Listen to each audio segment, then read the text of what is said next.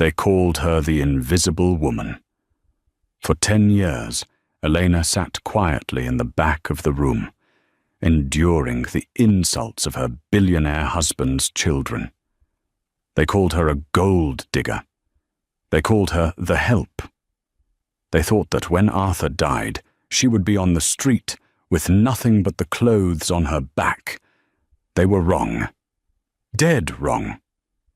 When the most expensive lawyer in Manhattan opened the leather-bound folder, he didn't ask Elena to leave.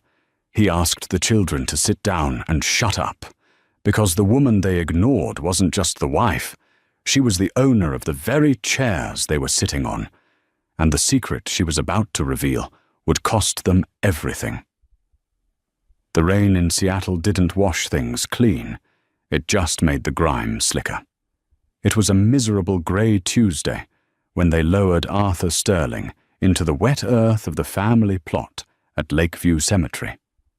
Elena Sterling stood at the edge of the grave, the mud threatening to ruin her modest black heels. She held a simple black umbrella, her knuckles white against the handle. She stood alone. 10 feet away, under a sprawling, heated canopy tent reserved for the immediate family, stood Arthur's children from his first marriage, Julian and Victoria. Julian, 35, and wearing a bespoke Italian suit that cost more than Elena's first car, looked bored. He checked his Rolex repeatedly, tapping the face of the watch as if to speed up the priest's eulogy. Beside him, Victoria, 3 years younger and drowning in vintage Chanel, was sobbing theatrically into a lace handkerchief. Eleanor knew for a fact that the handkerchief was dry. Victoria had spent the last week arguing with the hospice nurses about the morphine drip, terrified her father would spend her inheritance on pain management. "And so," the priest intoned, his voice fighting the wind, "we say goodbye to a titan of industry, a father, a husband." At the word husband, Julian scoffed audibly. He turned his head slightly, locking eyes with Eleanor. The sneer was practiced, sharp, and intended to cut. He leaned over to his sister, whispering loud enough for the wind to carry the words to Eleanor. "Look at her," Julian hissed, "standing there like a lost puppy. I bet she's calculating how quickly she can pawn the wedding ring." Victoria giggled, a harsh sound like glass breaking. "She better enjoy the view. By Friday, the locks on the manor will be changed. I've already called the security firm." Elena didn't react. She didn't flinch. She simply stared at the mahogany casket. "Let them talk," she thought. "Let them think I am weak." For 7 years, Elena had been Arthur's wife. She had been 30 when she married the 60-year-old CEO of Sterling Maritime, a global shipping logistics empire worth billions. The press had eaten it up, the titan and the secretary. They painted her as the opportunist who snagged the lonely old man. Julian and Victoria had made her life a living hell, treating her like a trespasser in their ancestral home. They excluded her from family holidays, mocked her background in front of the servants, and constantly referred to her as the mistake. But Elena knew something they didn't. She knew Arthur. Arthur hadn't married her for her beauty, though she was striking. He married her because she was the only person in the room who actually listened to him. He married her because, late at night, when the pain of his illness kept him awake, she was the one discussing the Asian market expansion strategies with him, not the nurses, and certainly not his children who were busy partying in Ibiza or losing millions in Vegas. The funeral service ended. The crowd began to disperse, a sea of black umbrellas moving toward the line of limousines. Elena folded her umbrella. She walked toward the lead limousine, the one designated for the widow. As she reached for the handle, a hand slammed against the door, holding it shut. It was Julian. Up close, he smelled of expensive scotch and entitlement. "Wrong car, Elena," he said, a cruel smile playing on his lips. This is for family." Elena looked up at him, her face calm. "I am his wife, Julian." "You were his nurse with a ring," Victoria chimed in, stepping up beside her brother. She looked Elena up and down with distaste. "And the show is over. You can take an Uber back to the estate to pack your things. The reading of the will is at 4:15 p.m. Don't be late. We want to get this over with so we can fumigate the house." The driver, a man named Henderson, who had driven Arthur for 20 years, looked uncomfortable. He liked Elena. She had always remembered his daughter's birthday. "Mr. Sterling," Henderson started. "Mrs. Sterling is supposed to—" "Shut up, Henderson," Julian snapped. "Unless you want to be unemployed by sunset, you'll drive us.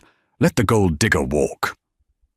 Julian opened the door, ushered Victoria inside, and slid in after her. The heavy door slammed shut, splashing mud onto Elena's shin. Elena watched the limousine pull away, the taillights fading into the mist. She took a deep breath of the cold air. She pulled her phone from her coat pocket and dialed a number. "Mrs. Sterling," a voice answered on the first ring. It was calm, precise, and professional. "I'm ready, Mr. Blackwood," Elena said softly. "They left me at the cemetery." "I expected as much," the voice replied. "The car is around the corner. We have much to discuss before 4:15 p.m. "Do they know you're the executor?" Elena asked. "No," the lawyer replied. "They think it's their father's old corporate attorney, the one Julian plays golf with. They are in for a significant shock."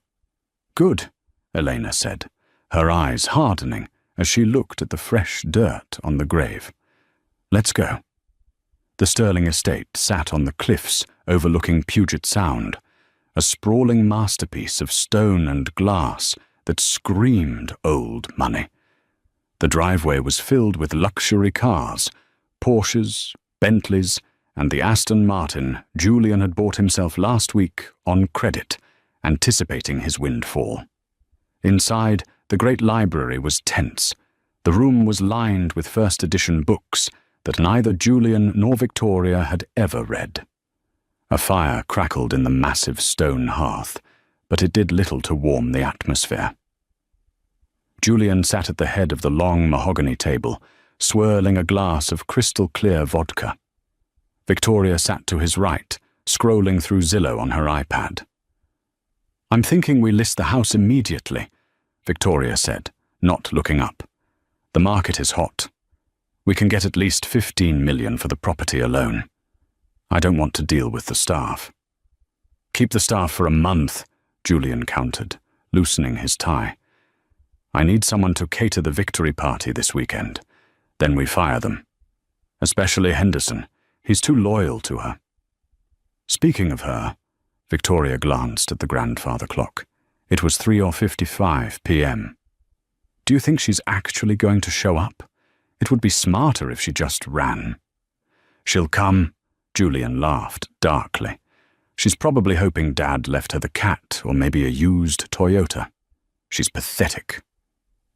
At that moment, the heavy oak doors creaked open.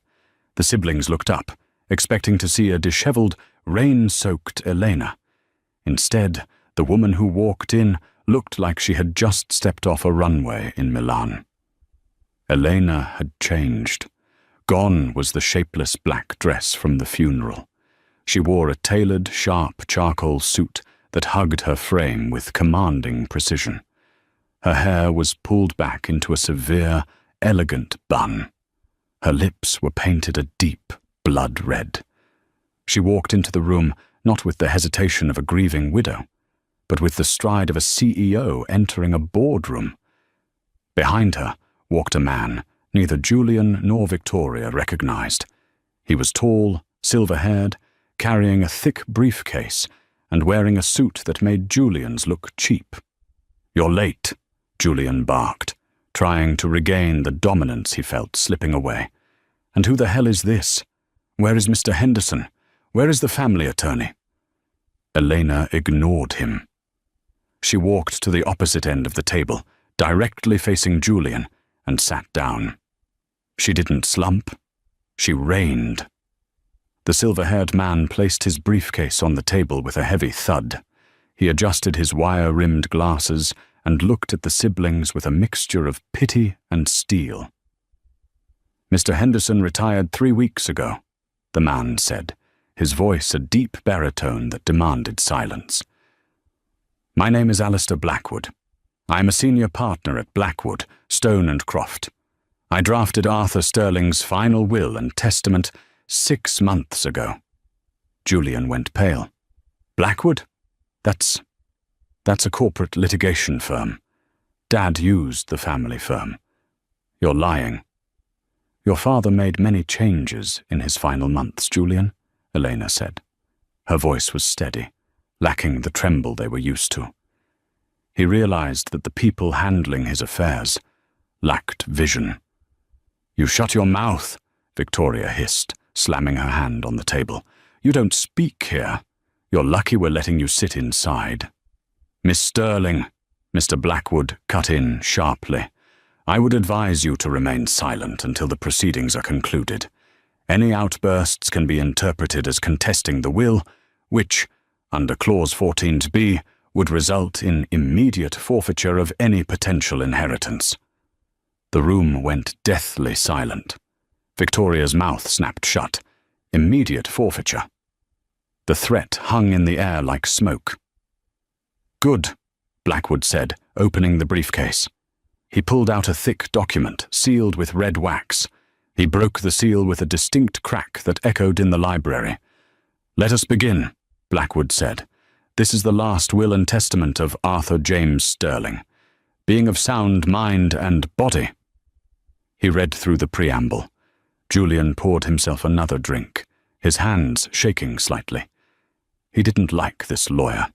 He didn't like the way Elena was looking at him, like a predator watching a wounded deer. "Article 1, Blackwood read. "To my loyal staff." He listed generous sums. Henderson the driver received $100,000. The housekeeper, Mrs. Gable, received the same.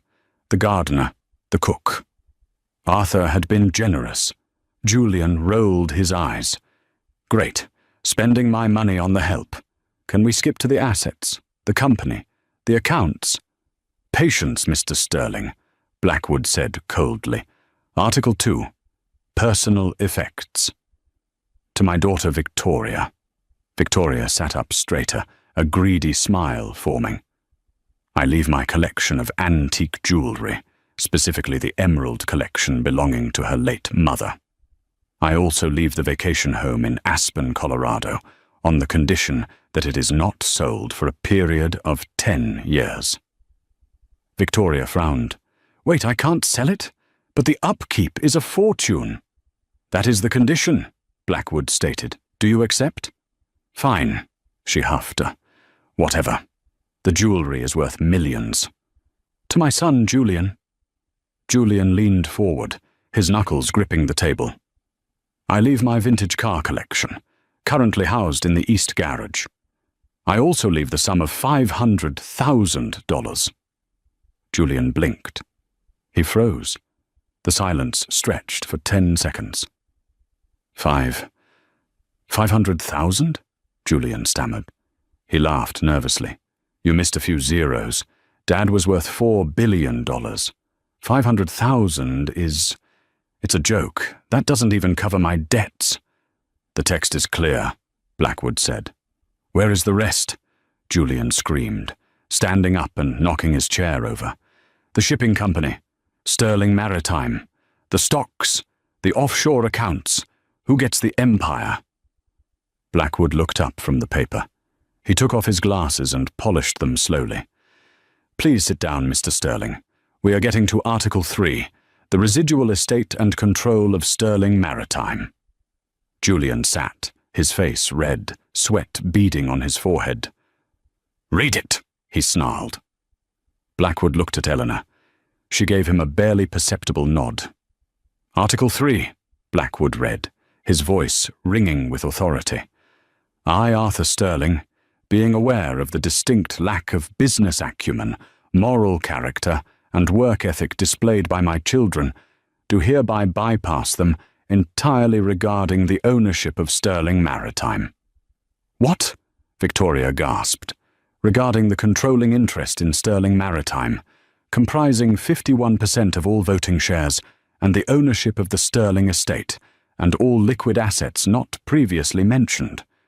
Blackwood paused. He looked directly at Julian. "I leave everything, in its entirety, to the only person who helped me build this company back from the brink of bankruptcy 5 years ago. My partner in life and in business. My sole beneficiary, Mrs. Elena Sterling." The gasp that came from Victoria was so loud it sounded like she had been punched in the gut. Julian stared at Eleanor. His brain couldn't process the words. "No," he whispered. "That's impossible. She's a secretary. She's a nobody." Eleanor slowly stood up. She placed her hands flat on the table and leaned toward Julian. "Actually, Julian," Elena said, her voice dropping an octave, becoming the voice of the person who had been secretly running the company from Arthur's bedside for 2 years. "I'm the chairman of the board, and you're sitting in my chair." The silence in the great library was shattered by the sound of glass striking stone. Julian had hurled his heavy crystal tumbler against the fireplace, sending shards and vodka spraying across the hearth. "You are a liar!" Julian screamed, his face turning a mottled shade of purple. He pointed a trembling finger at Mr. Blackwood. "You forged this. My father would never leave his legacy to a domestic servant. She changed his bedpans. She didn't run his company." Elena remained seated, her expression unreadable. She slowly picked up a heavy fountain pen from the table, Arthur's favorite pen, and twirled it between her fingers. "Sit down, Julian," Elena said. Her voice wasn't loud, but it carried a terrifying weight. "You are embarrassing yourself." "I'm not going anywhere." Julian lunged toward the table, grabbing the will. "I'm tearing this trash up. I'm calling the police. You manipulated a dying man. That's undue influence. That's fraud." "Actually," Mr. Blackwood interjected calmly, stepping between Julian and Eleanor. Arthur anticipated this reaction. "If you look at the screen behind you." Blackwood pressed a button on a small remote.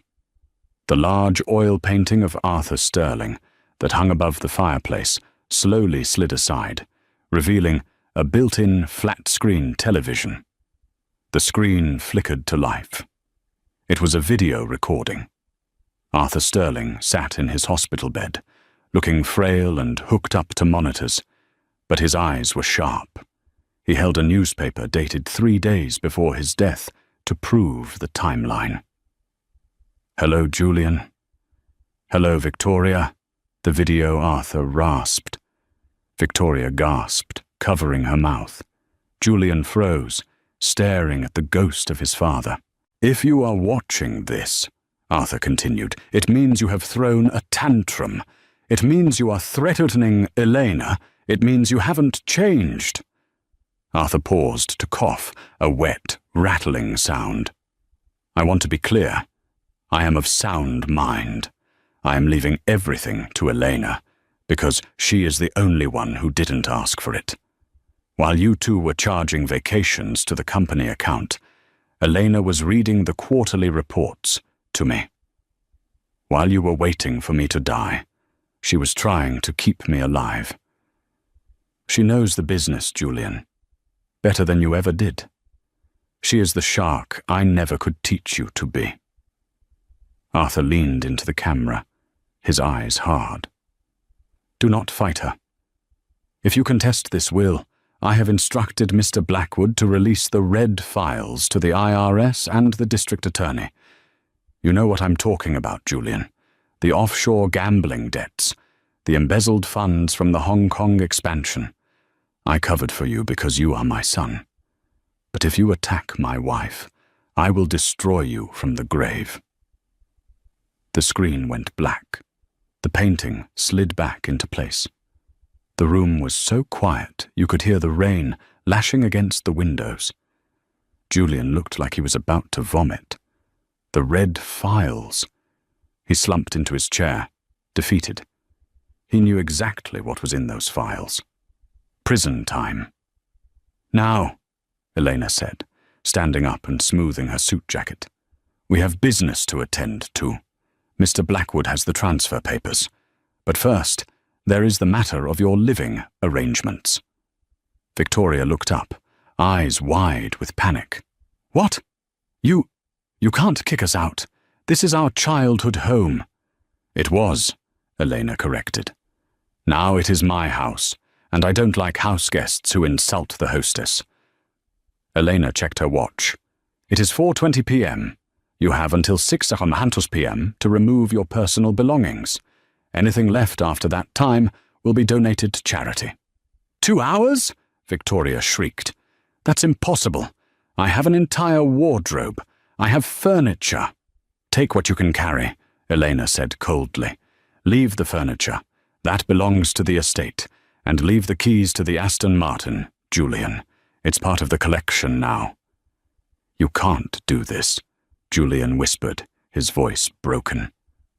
Eleanor walked around the table until she was standing right next to him. She leaned down, whispering in his ear. "Do you remember last Christmas, Julian, when you told the catering staff not to serve me wine because the help shouldn't drink on the job? I remember. Now get out of my house." She turned to the door. "Henderson." The doors opened, but it wasn't the old driver. It was a team of 4 large men in dark suits. "Private security. Escort Mr. Sterling and Miss Sterling to their rooms to pack," Elena ordered. "Ensure they do not take any estate property. Then, escort them off the premises." As the security guard stepped forward, Julian looked at Elena with pure hatred. "This isn't over, Elena. You think you can run a multi-billion-dollar shipping empire? The board of directors will eat you alive. They'll never accept a secretary as chairman. You'll be bankrupt in a month." Elena smiled, a genuine, chilling smile. "I guess we'll see on Monday, won't we?" Monday morning in Seattle was grey and steel cold. The Sterling Maritime Tower rose 50 stories above the waterfront, a glass needle piercing the clouds. On the 50th floor, the boardroom was filled with tension. 12 men sat around the massive oval table.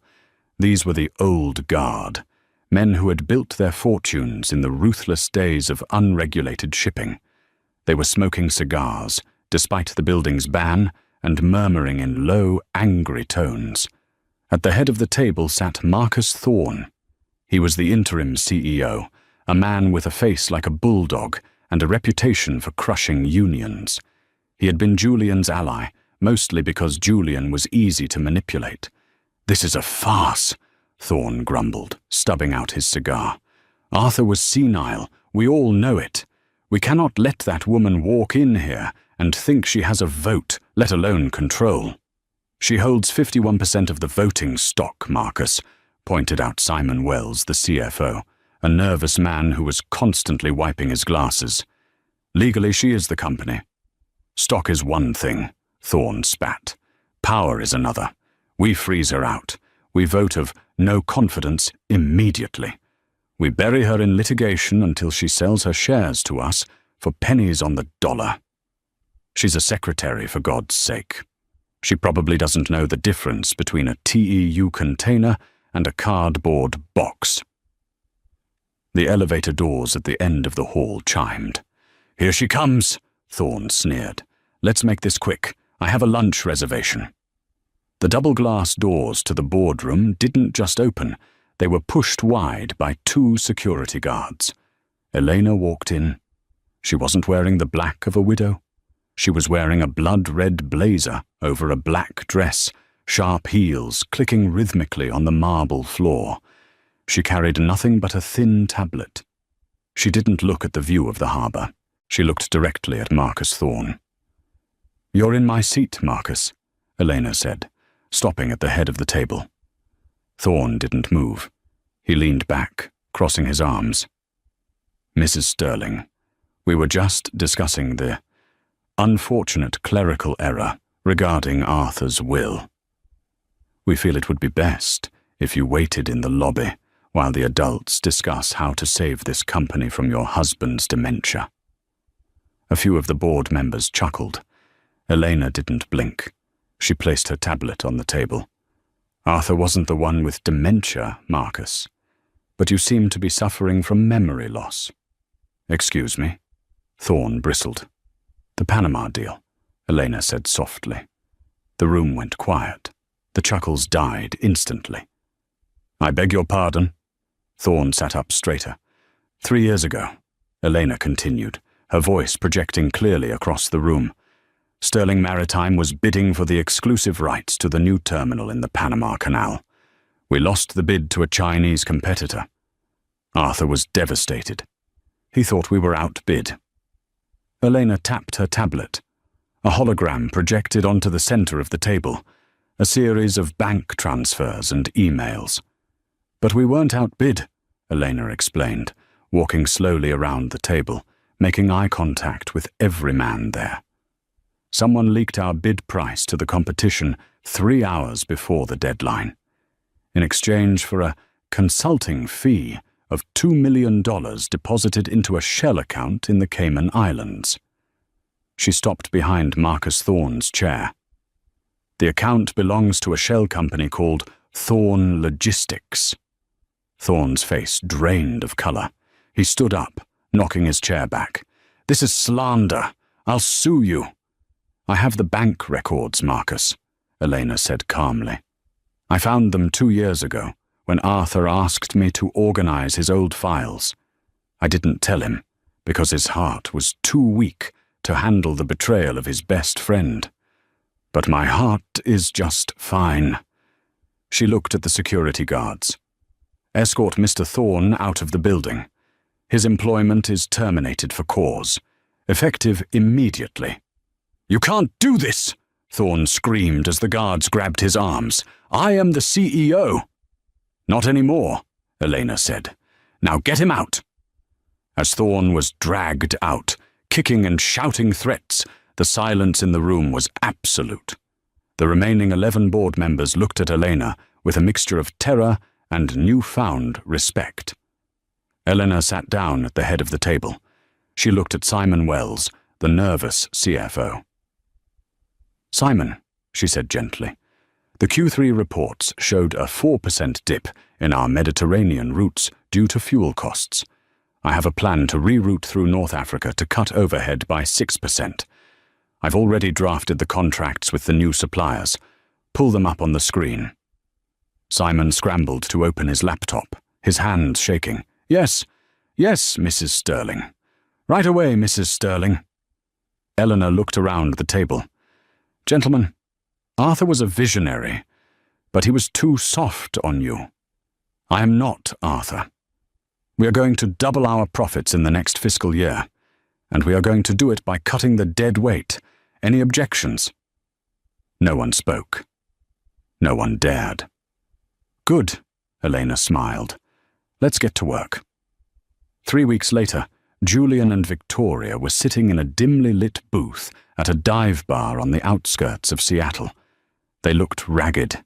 Their credit cards had been frozen. They were staying in a cheap motel, a far cry from the manor.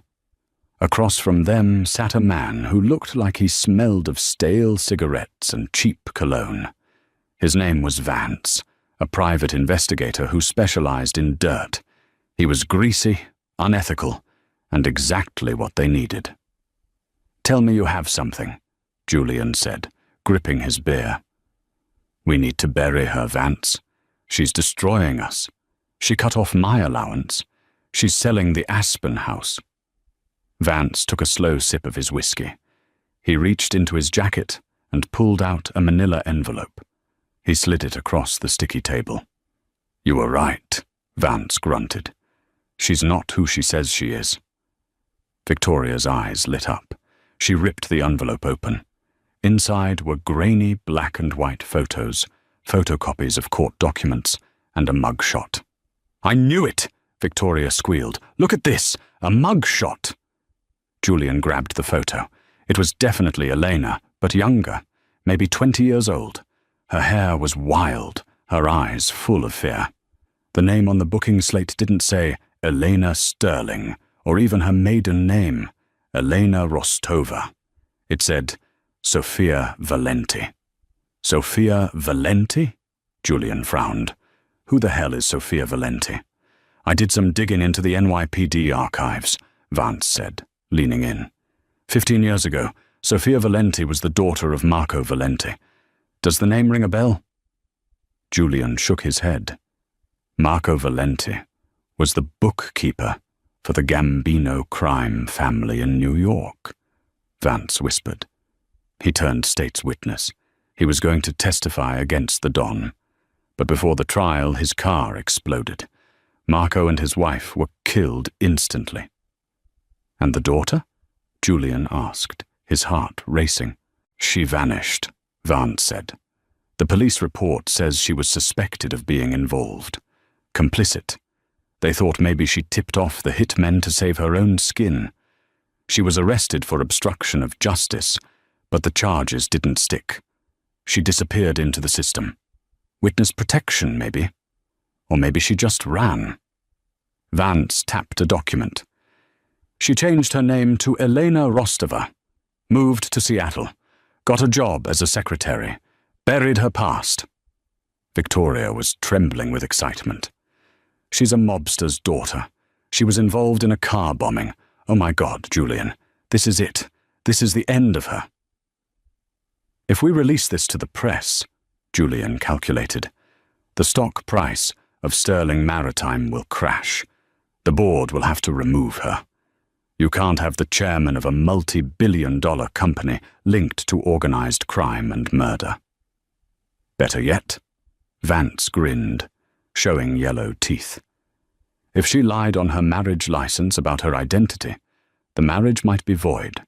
If the marriage is void, the will is invalid. Julian looked at the mug shot of the terrified young girl who became the Iron Lady of Sterling Maritime. A cruel smile spread across his face. We have her, Julian said. We're going to crash the company gala this Friday. We're going to put this mugshot on the big screen in front of the press, the investors, and the whole world. She won't just be fired, Victoria laughed. She'll be arrested. They paid Vance with the last of their cash, a roll of bills Julian had pawned his watch to get. As they walked out of the bar, the rain felt different. It didn't feel like gloom anymore. It felt like an opportunity. But they didn't notice the black sedan parked across the street. The window was cracked slightly open. Inside, a man with a telephoto lens lowered his camera. He picked up his phone and dialed a number. Mrs. Sterling, the man said. They took the bait. Vance gave them the file. On the other end of the line, sitting in the high-backed leather chair in her penthouse office, Elena stared out at the city lights. Did they see the redacted pages? Elena asked. No, the man replied. Vance hid them, just as you instructed. They think you were the accomplice. Excellent, Elena said. Let them come to the gala. Let them think they have won. It will make the fall so much more entertaining. She hung up the phone and opened the bottom drawer of her desk. Inside lay a silver pistol and a faded, burnt photograph of a man holding a little girl. They have no idea who they are dealing with, she whispered to the empty room. The Sterling Maritime Annual Gala was the event of the Seattle social calendar. Held in the massive glass atrium of the company headquarters, it was a spectacle of wealth and power. Outside, the rain fell in sheets, but inside, under the towering glass ceiling, chandeliers dripped crystal, champagne flowed like water, and the city's elite mingled amidst towering ice sculptures carved in the shape of cargo ships.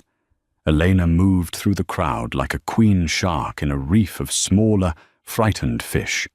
She wore a gown of shimmering emerald silk that looked like liquid money, fitted perfectly to her frame. Her hair was up, revealing a diamond necklace that Arthur had given her, a piece Victoria had loudly claimed was too good for a secretary. The board members, now terrified of her after Marcus Thorne's public execution, bowed and scraped as she passed. Investors who had doubted her were now desperate to shake her hand, having seen the stock price jump 12% since she took over. At 9:00 p.m., the lights dimmed. A spotlight hit the center stage. Elena walked up to the microphone. The room hushed instantly. "Friends, investors, valued employees," Elena began, her voice confident and clear, amplified throughout the cavernous space. "Tonight we celebrate not just the legacy of Arthur Sterling, but the future. A future where we are stronger, leaner, and more honest than ever before." She paused, letting the words sink in. For too long, this company was bleeding from wounds inflicted by those who were supposed to protect it. But the bleeding has stopped. Suddenly there was a commotion near the main entrance. Security guards were shouting. The heavy velvet ropes were shoved aside. "Lies! It's all lies!" Julian's voice was shrill, cracking with desperation. He burst into the ballroom, followed closely by Victoria. They looked like wrecks. Julian's suit was rumpled, his eyes wild with lack of sleep and manic energy. Victoria's makeup was smeared, her hair frizzy from the damp air outside. They looked like ghosts crashing a feast. The crowd murmured. Cameras flashed, turning away from Eleanor and towards the spectacle. "Security, remove them," Eleanor said into the microphone, her voice calm, almost bored. "Wait!" Victoria screamed, rushing toward the stage. She held up the manila envelope Vance had given them, shaking it violently. "You don't want to remove us. Not until you see who your precious chairman really is." Julian scrambled up the steps onto the stage. He grabbed the microphone from Eleanor. She didn't fight him. She just stepped back, crossing her arms, a faint, icy smile on her lips. "Listen to me," Julian panted into the mic, sweat dripping down his forehead. "You think Elena Sterling is the savior of this company? She's a fraud. She's not even Elena Sterling." He signaled to the tech booth in the back of the room. "Put it up, now!" Julian had bribed the audiovisual technician with the last of his watch money. The massive screen behind the stage, which had been displaying the Sterling Maritime logo, flickered. A huge, grainy black and white mugshot appeared. The face was unmistakably younger, terrified Elena. Below it, the name Sofia Valenti. A gasp rippled through the hundreds of guests. "Behold!" Julian roared theatrically, pointing an accusing finger at Elena. "Her real name is Sofia Valenti. She is the daughter of Marco Valenti. Does that name ring a bell? The Gambino crime family bookkeeper." Victoria grabbed another microphone. "She's a mob princess. 15 years ago, her parents were killed in a car bombing meant to silence them before they could testify. The police suspected her. They thought she tipped off the hitmen to save herself. She's an accessory to murder." The room was in chaos. Reporters were shouting questions. Board members were clutching their pearls. The stock price was likely already plummeting in after-hours trading. Julian turned to Eleanor, his eyes gleaming with triumphant madness. "You lied on your marriage license. You used a false identity. That means your marriage to my father was null and void. You aren't his widow. You're nothing. The will is invalid. The company is mine." He looked out at the crowd, soaking in the shock. "She duped my father. She duped all of you. She's a criminal hiding in my mother's jewelry." Elena stood perfectly still under the spotlight. The emerald dress caught the light, making her look almost reptilian. She waited until Julian ran out of breath. She waited until the murmurs died down into a terrified silence, everyone waiting for her denial. Elena walked slowly back to Julian. She didn't grab the microphone. She just held out her hand. Julian, confused by her lack of fear, hesitated, then handed it to her. Elena looked at the massive mugshot of her terrified younger self on the screen. "You are right, Julian," Elena said softly into the microphone. The room froze. Victoria let out a squeak of disbelief. "That is me," Elena continued, her voice gaining strength. "My name was Sofia Valenti. And yes, my father was Marco Valenti, a man who made terrible mistakes working for terrible people." She turned to face the crowd, her eyes burning with an intensity that silenced the room. "But you missed the most important part of the story, Julian, the part the private investigator I hired allowed you to find.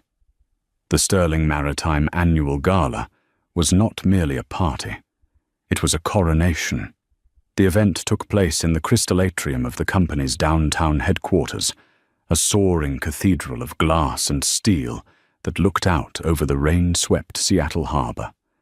Inside, the storm outside was forgotten, replaced by the soft hum of string quartets, the clink of baccarat crystal, and the murmur of 300 of the wealthiest people in the Pacific Northwest. Elena stood at the center of it all.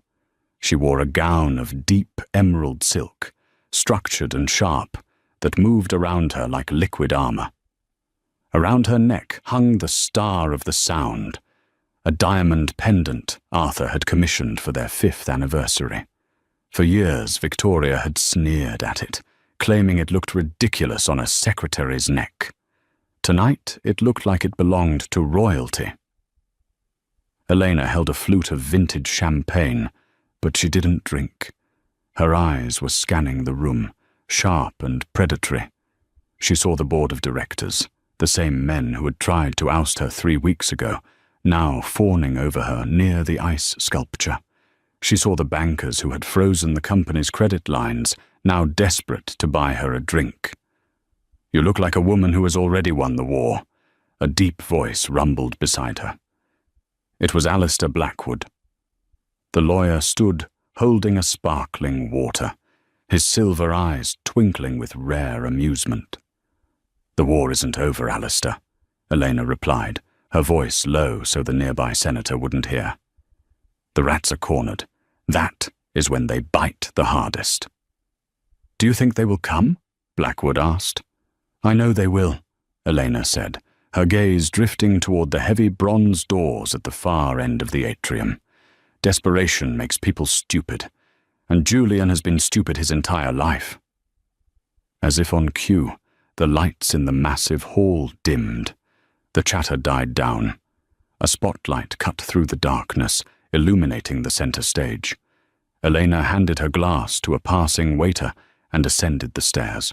The silence was absolute. She adjusted the microphone, the sound echoing slightly in the vast space. "Distinguished guests, loyal employees and friends of Arthur," Elena began. Her voice was steady, projecting a calm authority that she had forged in the fires of the last month. "Tonight we celebrate a record quarter, but more importantly, we celebrate a return to integrity." She paused, letting the word hang in the air. Integrity. For too long, Sterling Maritime was piloted by ghosts, she continued. We were weighed down by secrets, by excess, by people who viewed this company not as a legacy to build, but as a piggy bank to smash.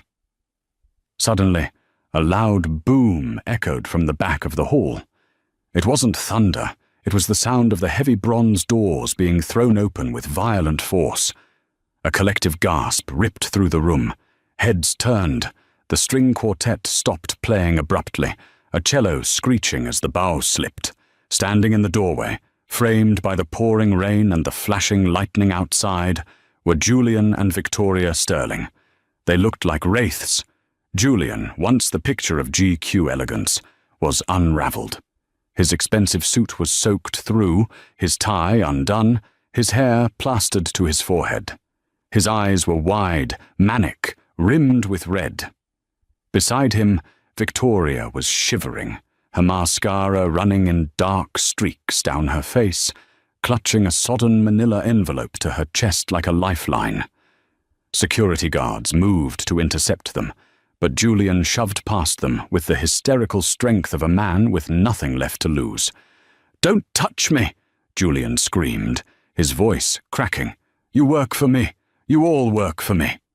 He stormed into the room, leaving muddy footprints on the pristine marble floor. The crowd parted like the Red Sea, recoiling from his madness. "Turn off that microphone," Julian bellowed, pointing a shaking finger at Elena on the stage. "Stop the lies! Stop the show!" Elena didn't move. She didn't signal the security team. She simply watched him come, her face a mask of bored indifference. "Julian," Elena said, her voice amplified by the speakers, calm and condescending, "you are not on the guest list, and you are ruining the carpet." "The carpet?"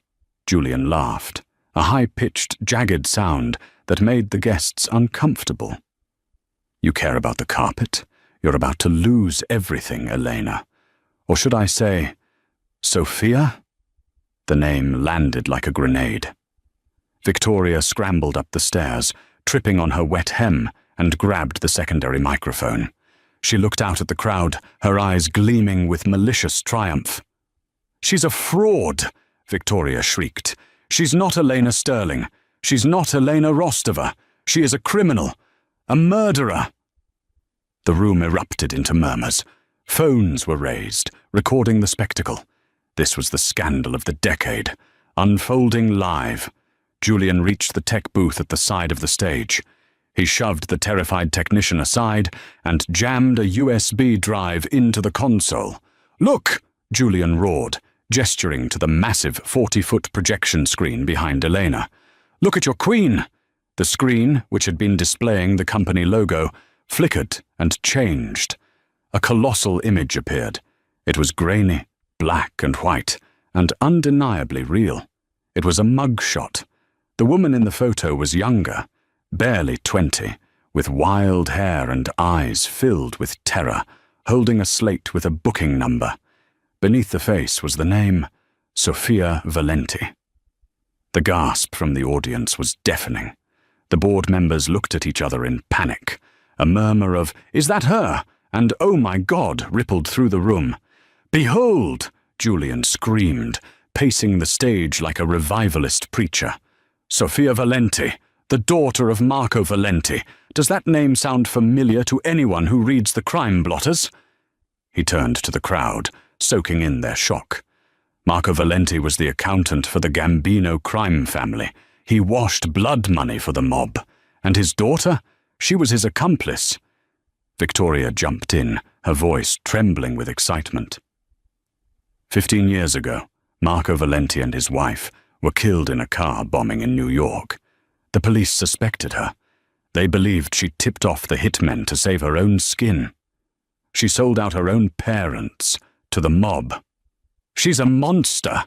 Julian yelled, turning on Elena. He was inches from her face now, spitting as he spoke. "You are a fugitive. You lied on your marriage license. You used a fake name. That means your marriage to my father is void. The will is invalid. You are nothing but a squatter in my house." Julian spun around to face the stunned crowd. "I have called the police. They are on their way right now to arrest this gangster. Sterling Maritime belongs to the family. It belongs to us." The silence that followed was suffocating. 300 pairs of eyes were fixed on Elena. They were judging her. They were rewriting their history of her. The secretary label was gone, replaced by mobster. Elena looked at the mugshot of her younger self. She looked at the terror in those eyes. She remembered that day. She remembered the smell of the ink on her fingers. She remembered the feeling of being utterly alone in the universe. She slowly turned her gaze to Julian. He was panting, grinning, certain of his victory. He thought he had stripped her naked in front of the world. Elena stepped forward. She didn't attack him. She didn't shout. She walked past him to the podium. She gripped the sides of the lectern, her knuckles white, not from fear, but from the sheer force of the truth she was about to unleash. "You are right, Julian," Elena said softly. The microphone picked up the whisper. The room froze. Julian's grin widened. "I am Sophia Valenti," Elena confessed, her voice gaining strength, resonating through the hall. "And yes, my father was Marco Valenti. He was a weak man who made terrible choices. He worked for monsters." She looked out at the crowd, meeting their eyes, refusing to look away. "But your investigator missed the most important part of the file, Julian, the part that is sealed by the federal government." Julian frowned. "What? What are you talking about? You're a criminal." "I was 20 years old," Elena said, her voice cutting through his interruption. "My father decided to turn state's evidence. He was going to testify against the Don. We were in the witness protection program. We were supposed to be safe." She paused, closing her eyes for a brief second, allowing the memory to surface. "It was a Tuesday, just like the day we buried Arthur. It was raining. The room was deathly quiet. Even the servers had stopped moving. We were in a safe house in Queens," Elena narrated, her voice trembling with a raw emotion that no actor could fake. "My mother realized she had left her purse in the car. She asked me to get it. I was walking toward the driveway. I was 10 feet away when the car exploded." She opened her eyes. They were wet, but fierce. "I didn't tip off the killers, Julian," she whispered, the sound amplified to a roar in the silence. "I watched my parents burn. I was the target who survived." The horror in the room was palpable. A woman in the front row covered her mouth. The judgment in the air evaporated, replaced by a wave of sickening sympathy. Elena pointed a steady hand at the massive mugshot behind her. "That photo was taken by the US Marshals an hour after the explosion. I wasn't being booked for murder. I was being processed into deep cover protection because the people who killed my parents were still hunting me." Elena Rostova wasn't a fake name to commit fraud. It was a shield given to me by the United States Department of Justice to keep me alive. She turned slowly to Julian. His face had gone pale. The triumph was leaking out of him like air from a punctured tire. But Vance said," Julian stammered. "Vance found what I allowed him to find," Elena said coldly. "I knew you hired him. I knew you were digging. So I let you find the old ghost." She took a step toward him. "When I met Arthur, I told him everything. He didn't marry a stranger. He used his resources, his lawyers, and his power to ensure that the threat against me was finally neutralized. He gave me my life back. He didn't marry a fraud, Julian. He married a survivor." Victoria dropped the manila envelope. It hit the floor with a wet slap. "No, that's not true." "You wanted to talk about criminals, Julian?" Elena asked, her voice turning hard as diamond. "You wanted to talk about the mob? Let's talk about them." Elena reached into the bodice of her dress and pulled out a small, silver flash drive. She held it up for the cameras. "Arthur didn't write you out of his will because you were lazy," Elena said. "He didn't cut you off because you were annoying. He cut you off because you were dangerous." She nodded to the tech booth. "Play it." The mugshot of Sophia Valenti vanished. The screen went black for a second, and then a chaotic spiderweb of documents appeared. Bank transfers, emails, chat logs. 5 years ago, Elena explained, walking the stage like a prosecutor. Sterling Maritime faced a liquidity crisis. Arthur told the board it was the market. He lied to protect his name. The truth was that $50 million had been embezzled from the company accounts. She pointed to a highlighted name on a bank transfer document displayed on the screen. Beneficiary, Ivan Korzak. "Does that name ring a bell, Julian?" Elena asked. Julian was shaking his head violently, backing away. "Stop it! Turn it off!" "Ivan Korzak is a lieutenant in the Russian Bratva," Elena declared, her voice ringing with judgment. The same organization that absorbed the remnants of the family that killed my parents. The crowd gasped again, this time with genuine fear. You had a gambling problem, Julian, Elena continued mercilessly. You lost millions you didn't have, and when the bookies came to collect, you didn't pay them with your money. You stole from your father. You stole from this company. You funded the very people who murder innocents. Elena turned to Victoria. And you, Victoria. The emails on the screen now, those are yours. You falsified the ledgers to hide Julian's theft. You laundered the money through the Sterling Charity Foundation. That is 50 counts of wire fraud. That is 20 years in federal prison.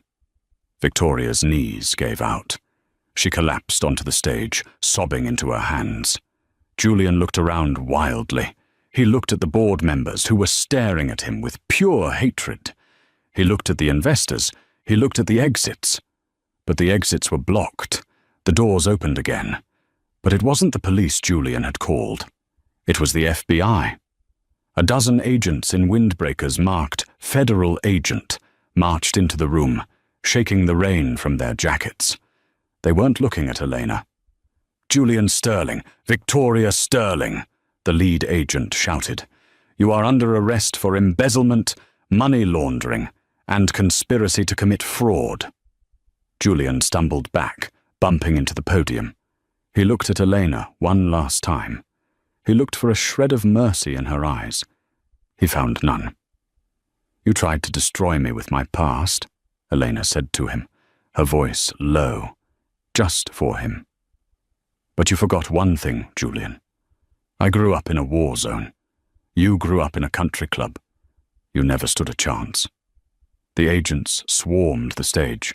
They handcuffed Julian, forcing his arms behind his back. He was crying now, ugly, sobbing tears. They hoisted Victoria up, who was screaming for her father, a father she had disrespected until the day he died.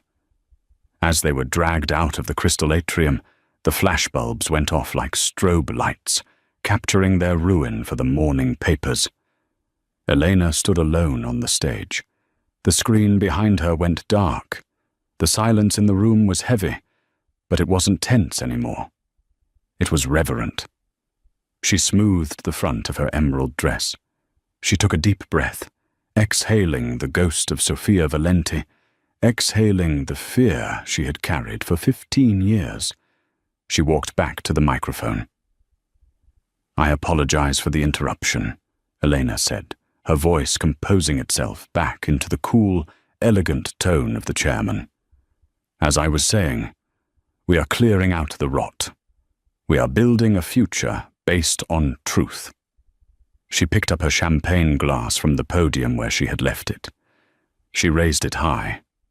To Arthur, she said, the only man who really knew me. There was a beat of hesitation, and then, slowly, a thunderous applause began. It started with Mr. Blackwood, then the board, and then the entire room erupted. It wasn't polite applause. It was a roar of respect. They raised their glasses. To Arthur, to Elena. Elena took a sip of the champagne. It was cold, crisp, and tasted like absolute power. She looked out at the rain hitting the glass roof. The storm was still raging outside, but in here she was untouchable. The ignored wife was gone. The Queen had ascended. And that, ladies and gentlemen, is how you checkmate your enemies. Elena didn't just survive, she rewrote the game. She let Julian and Victoria dig their own graves with the very shovel they brought to bury her. It turns out, the invisible woman had the clearest vision of them all. I have to ask you guys, was that final twist satisfying? Do you think Julian and Victoria deserved the FBI raid, or was the public humiliation enough? I personally think the Russian mob debt reveal was the perfect karma for two people who judged Elena for her past. Let me know your theories in the comments. What do you think Elena did with the company next? Did she sell it, or did she build an empire? If this story kept you on the edge of your seat, please do me a huge favor. Hit that like button. It tells YouTube that you love this kind of drama. And if you haven't already, subscribe and turn on the notification bell. We have a crazy revenge story involving a cheating fiancé and a lottery ticket coming up next week that you do not want to miss. Thanks for watching, and remember, be careful who you ignore. They might just be the one running the show.